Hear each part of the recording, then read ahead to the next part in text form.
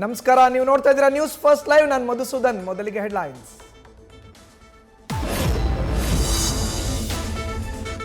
November ಕ್ರಾಂತಿಯ ಸದ್ದು, ದೆಹಲಿಯ ದಂಡಯಾತ್ರೆಗೆ ನಾಯಕರ ಸಜ್ಜು. ಬಿಹಾರ ಎಲೆಕ್ಷನ್ ಬ್ಯುಸಿ ಹಿನ್ನೆಲೆ ಯಾರೂ ದೆಹಲಿಗೆ ಬರಬೇಡಿ. ರಾಜ್ಯ ಕಾಂಗ್ರೆಸ್ ನಾಯಕರಿಗೆ ದೆಹಲಿ ವರಿಷ್ಠರಿಂದ ಖಡಕ್ ಸೂಚನೆ.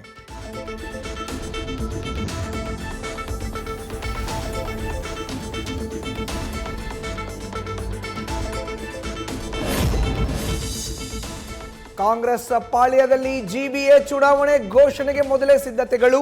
ಇತ್ತ ಕಮಲ ಪಡೆಯಲ್ಲಿ ಹೆಚ್ಚುತ್ತಿರುವ ಅಸಮಾಧಾನ.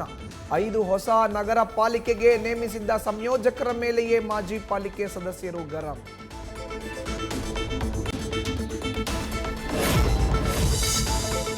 ಅರಸೀಕೆರೆಯ ತಾಲೂಕಿನ ಕೆಂಕೆರೆ ಗ್ರಾಮದಲ್ಲಿ ಅಕ್ರಮ ಮದ್ಯ ಮಾರಾಟ.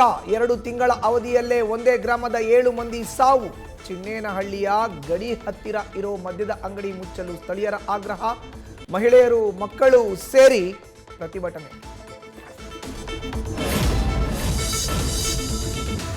ಹದಿನೈದು ವರ್ಷಗಳ ಹಿಂದೆ ಪ್ರೀತಿಸಿ ಮದುವೆಯಾಗಿದ್ದ ಮಹಿಳೆ ಈಗ ಮನೆ ಬಿಟ್ಟು ಪರಾರಿ. ಗಂಡ 3 ಮಕ್ಕಳನ್ನ ಬಿಟ್ಟು ಬೇರೆ ಯಾರೋ ಜೊತೆಯಲ್ಲೋ ಓಡ್ ಹೋಗಿರೋ ಶಂಕೆ. ಹೆಂಡತಿ ವಾಪಸ್ ಬರಲಿ ಅಂತ ಗಂಡನ ಟೆಂಪಲ್ ರನ್.